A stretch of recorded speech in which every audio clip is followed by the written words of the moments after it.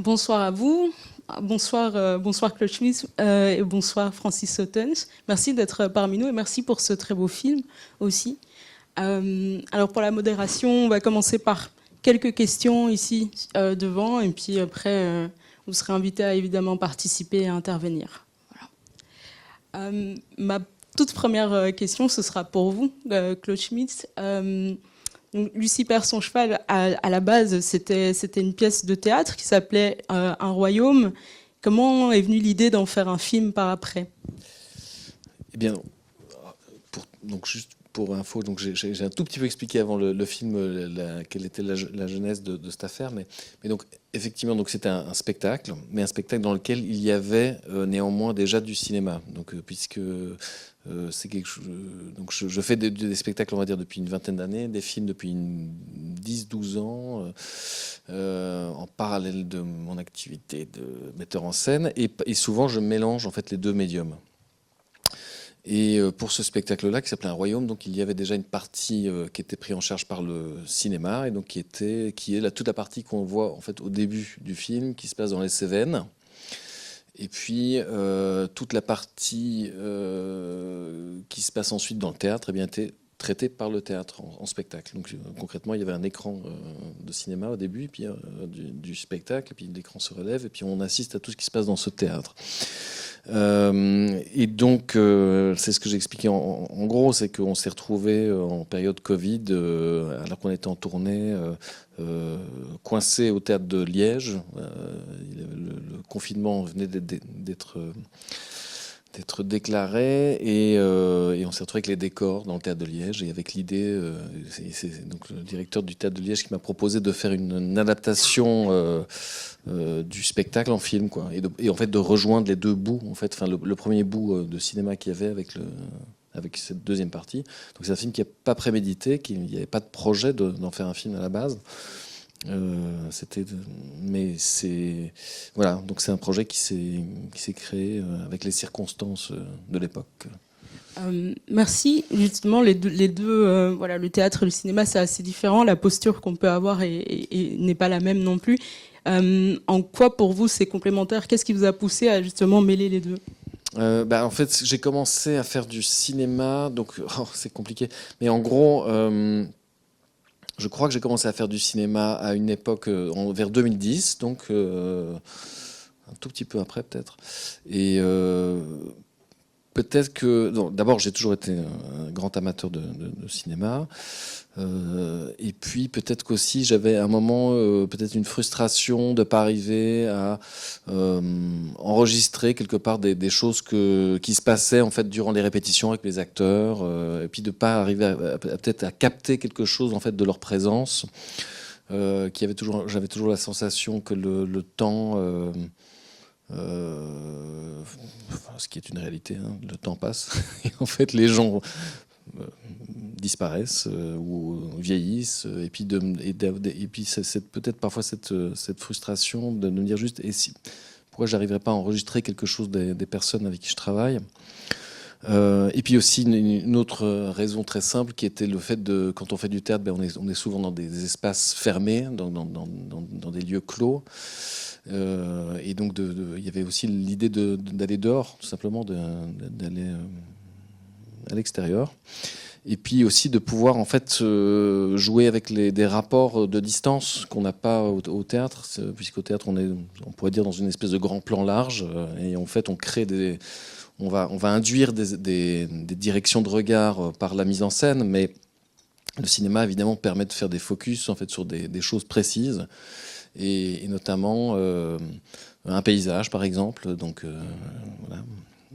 Ou par exemple un détail, une main, une fleur, un animal, je ne sais pas, des choses qu'on ne peut pas véritablement traiter avec la grammaire du théâtre. Donc ça, c'est comme ça que je suis arrivé à me dire que j'avais envie de faire du cinéma en parallèle. Et après, en fait, ce qui s'est passé, c'est que j'ai commencé à questionner en fait ces deux médiums avec lesquels je travaille donc depuis lors, et de me dire comment en fait ils pouvaient travailler ensemble, comment ils pouvaient fonctionner ensemble, comment est-ce qu'on pouvait en fait sortir en fait d'une espèce il y a toujours un rapport un peu enfin, comment dire, le théâtre et le cinéma sont cousins, mais en même temps, il y a toujours eu un rapport un peu étrange entre ces deux médiums, comme si en fait l'un ne pouvait pas travailler avec l'autre, et que c'était des rapports qui étaient tout à fait différents, alors qu'en fait c'est assez proche.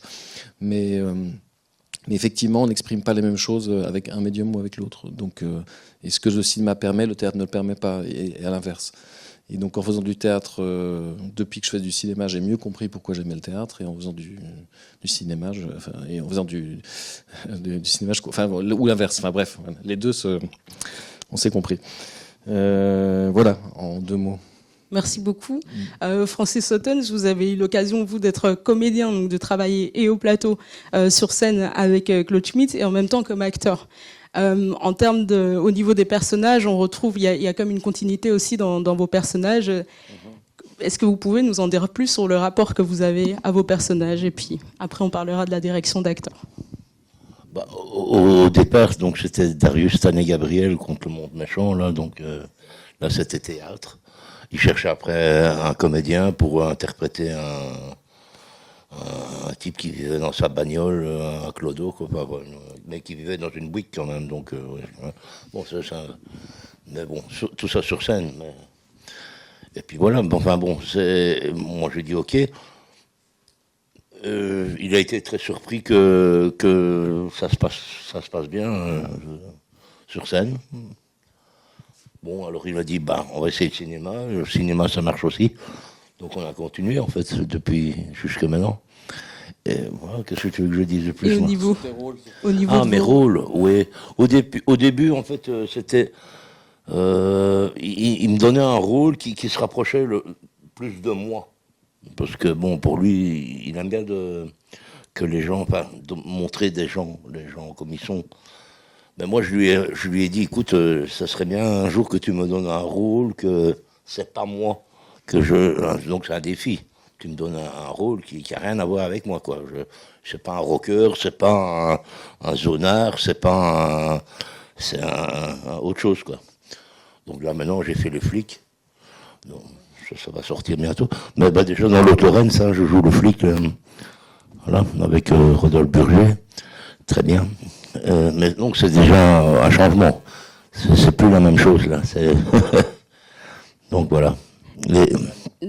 Et là, maintenant, je fais Cyrano.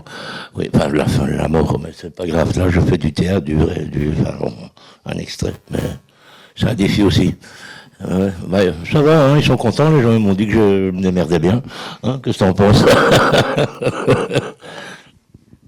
Et justement, au niveau donc vous êtes plusieurs à être non professionnels ici dans Lucie perd son cheval. On voit aussi l'enfant de Lucie Debay, on voit sa grand-mère également à l'écran. Mais comment se passe ce travail-là aussi avec des non-acteurs à la base qui deviennent acteurs forcément? En fait, moi, comment dire.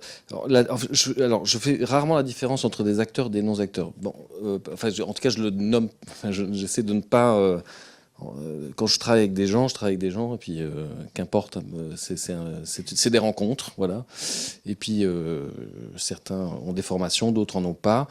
Pour finir, c'est pas ce qui est le plus important. Ce qui m'importe, moi, c'est d'arriver à à rentrer en dialogue avec ces personnes et effectivement à essayer de les raconter d'une certaine façon. Donc c'est-à-dire que alors, Francis me l'a reproché beaucoup de fois, effectivement. Enfin, il le dit encore ce soir, mais c'est-à-dire que souvent il joue Francis. Francis joue Francis,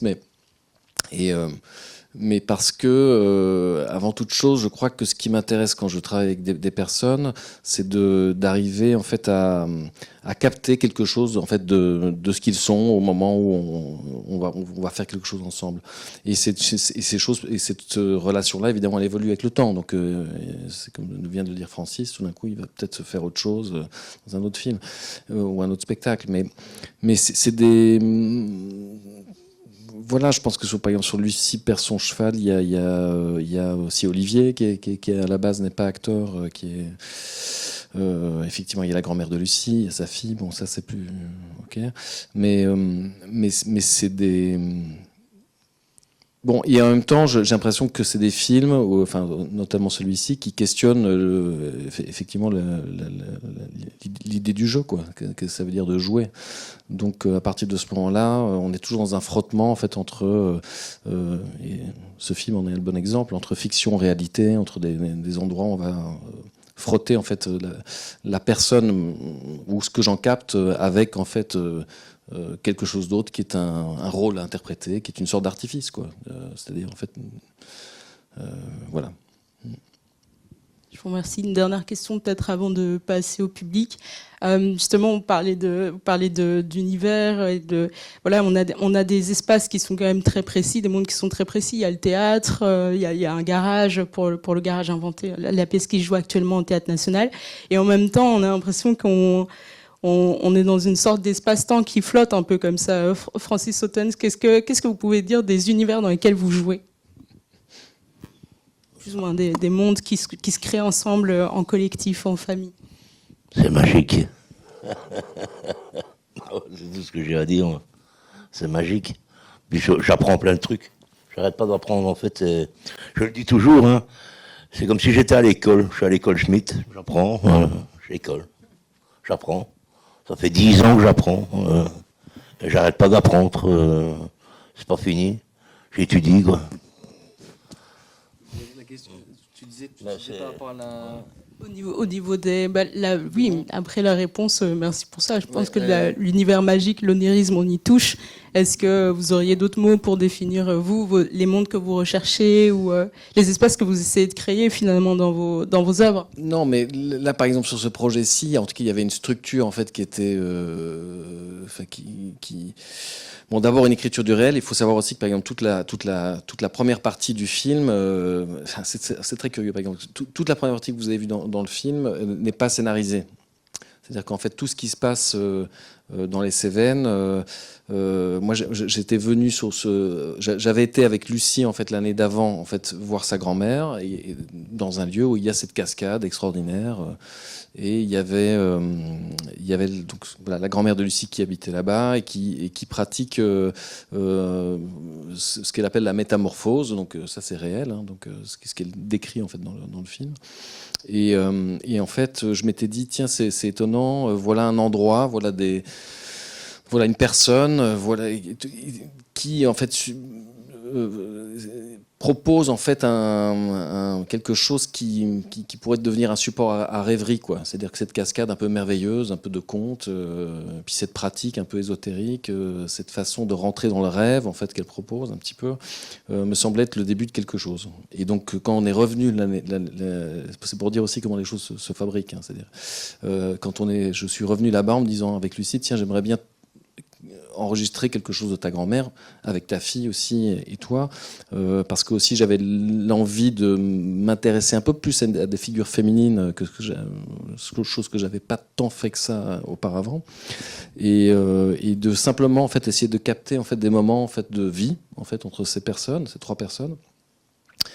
Et j'étais venu quand même avec une armure, donc avec 3 armures, qu'est-ce que je raconte, et avec l'idée de dire tiens peut-être qu'à un moment dans ce temps de vacances qu'on va filmer comme un film de vacances où il y a rien qui est prévu, peut-être qu'à un moment Lucie va quand même partir vers quelque chose, vers un rôle peut-être, mais ça se limitait à ça, quoi. Il n'y avait pas d'autres.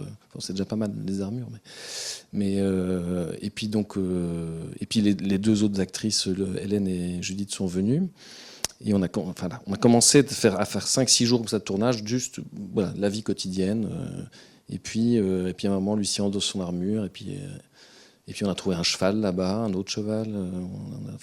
Il y a des choses, les choses sont agrégées de façon très empirique, quoi.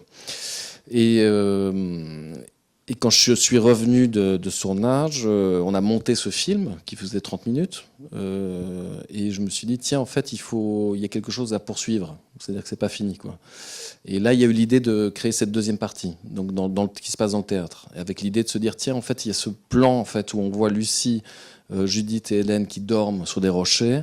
Et je me suis dit tiens en fait ce serait beau qu'il y ait un passage en fait d'un monde à un autre, et que ça passe par cette espèce de scène que je trouvais assez belle où on voit ces 3 femmes qui dorment.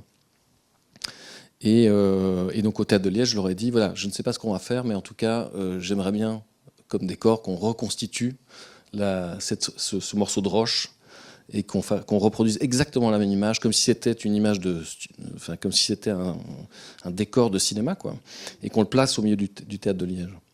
Et la suite, en fait, qui se passe en théâtre est née véritablement de cette image-là, quoi. Et après, on a construit tout le spectacle, mais c'était véritablement quelque chose qui s'est inventé avec les acteurs, avec les actrices, au fur et à mesure du travail. Donc c'est pour dire que c'est un travail qui est un peu particulier parce qu'il n'y a pas de plan, en fait, réellement au départ. Par contre, ce que je peux dire, c'est que j'avais en tête, quand même, si tu parles de monde, etc., comme ça, je pouvais dire qu'il y avait quand même une structure qui m'intéressait quelque part, au-delà du Roi Lear d'ailleurs et de Shakespeare, qui est un peu une sorte de... Voilà, ça c'est un peu particulier, c'est quelque chose qui m'intéresse toujours dans chaque projet que j'aborde, mais il y avait quand même l'idée de Alice au Pays des Merveilles. Ça n'a rien à voir, mais en même temps, il y a quand même l'idée d'un personnage féminin qui va comme ça traverser des mondes et qui fait une sorte de songe étrange et qui là, en l'occurrence ici dans ce film-ci, questionne en fait son métier,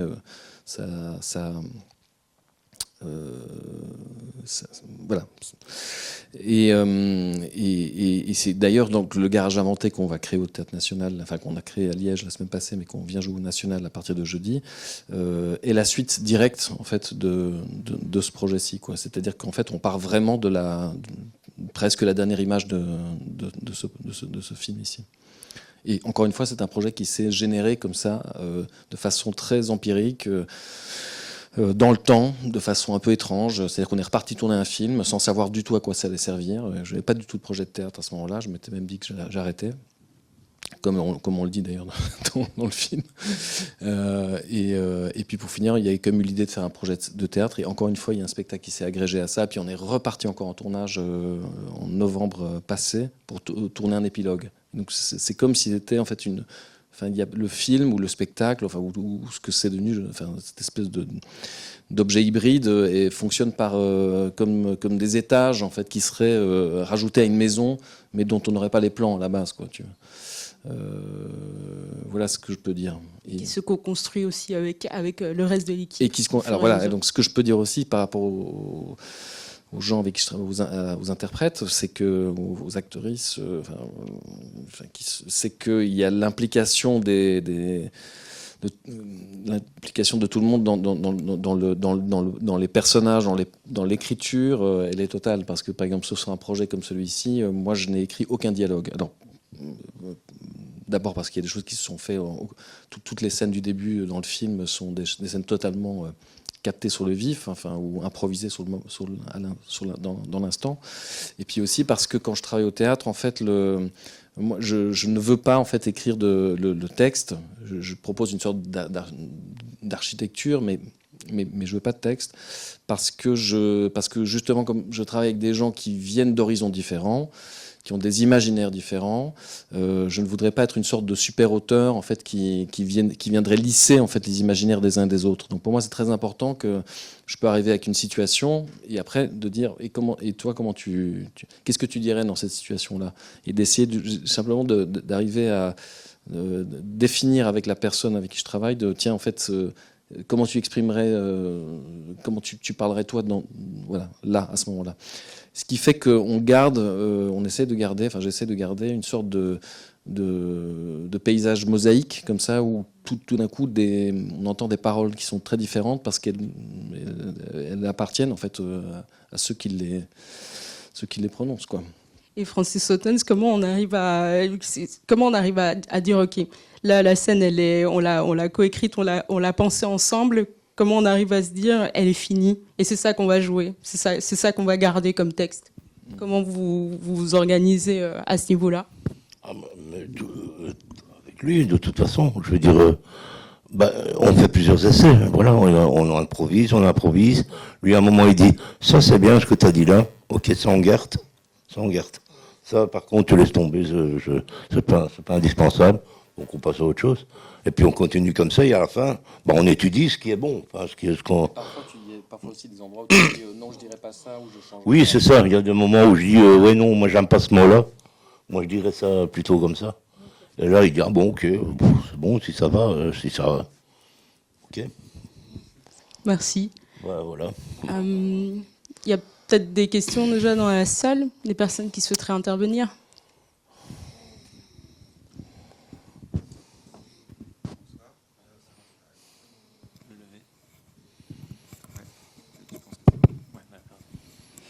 Merci, bonsoir.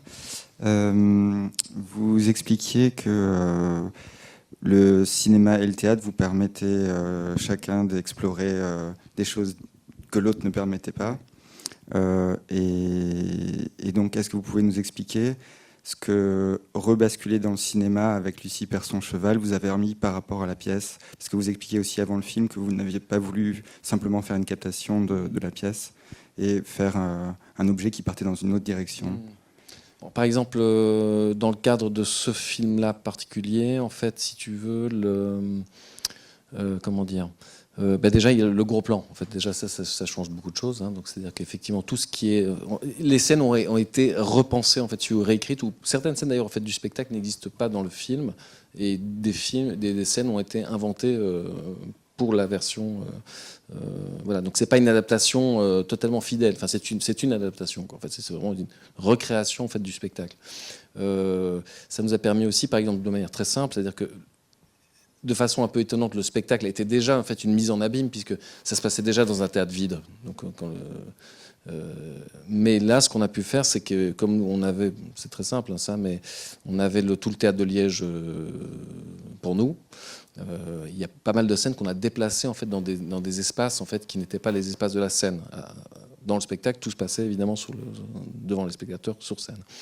Donc voilà, c'est comme si on avait éclaté la matière théâtrale et on l'avait en fait ramenée dans d'autres espaces en fait qui sont toujours le bâtiment, mais voilà, elle s'est déployée autrement et ailleurs. Et sinon, oui, je pense qu'en fait il y a un truc très simple, c'est effectivement tout le rapport à la, comment dire. Encore une fois, ce que le théâtre ne permet pas, c'est-à-dire en fait d'aller plus proche des choses. Par exemple, la scène où Lucie parle avec le directeur à la fin, ce plan-là où elle dit qu'elle se rend compte qu'elle a oublié de sa fille.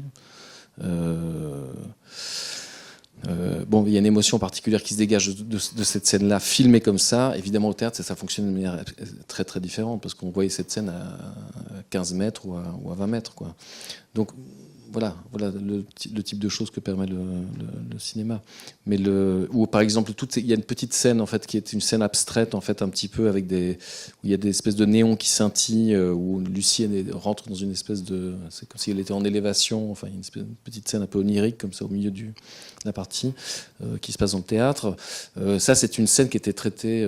Enfin, nous avions des néons sur le plateau qui étaient des objets scénographiques. Lucie ne montait évidemment pas sur une espèce de grue, ce qu'on a fait à ce moment-là. Enfin bref, c'est une réécriture en fait, si tu veux, de choses qui étaient déjà présentes dans le spectacle, mais différemment et placées ailleurs. Et donc forcément, ça provoque d'autres types de choses.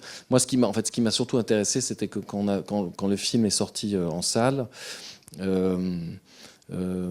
Personne en fait nous a dit c'est un projet de théâtre qui est devenu un film. Donc ça c'était plutôt la bonne surprise, hein, parce que moi quand on m'a dit oui on sort le film en France, je m'étais dit ok, qui va aller voir ce truc, quoi, parce que c'est quand même c'est quand même un drôle d'objet. Enfin, c'est un objet hybride, quoi. C'est particulier, quoi. Et en fait, l'accueil a été très bon. Je sais pas que ça a pas fait 10 000 entrées. Hein, je veux dire, c'était très modeste. Mais je veux dire, par contre, toutes les gens la presse, enfin, les gens qui écrivaient sur le truc, parlaient d'un objet cinématographique étonnant, mais personne n'a jamais relevé en fait le fait que ça aurait pu être un spectacle avant, quoi. Donc ça, c'est intéressant. Enfin, voilà. Et c'est souvent il y a eu comme ça, parce que le théâtre filmé, c'est toujours un vrai, c'est toujours quelque chose de compliqué, quoi. Il y a eu plusieurs projets comme ça par le passé, enfin et parfois ça ne fonctionne pas très bien parce que quelque part ça reste quand même ici le fait qu'il y ait une mise en abîme, que ce soit déjà un théâtre en fait qui soit à l'abandon, en fait permet quand même quelque part en fait d'accepter en fait un langage qui enfin voilà, et le fait aussi qu'on joue de façon que dans le spectacle on jouait de façon presque naturaliste en fait, puisqu'on travaille avec des micros au théâtre, dans les trucs qu'on fait, faisait que l'adaptation était possible sans pervertir trop en fait la matière théâtrale, quoi. Mais néanmoins elle est adaptée, c'est sûr. Voilà. Merci. Une autre question, une autre intervention? Ah, pardon. Non, parce qu'on enregistre, donc pression maximale.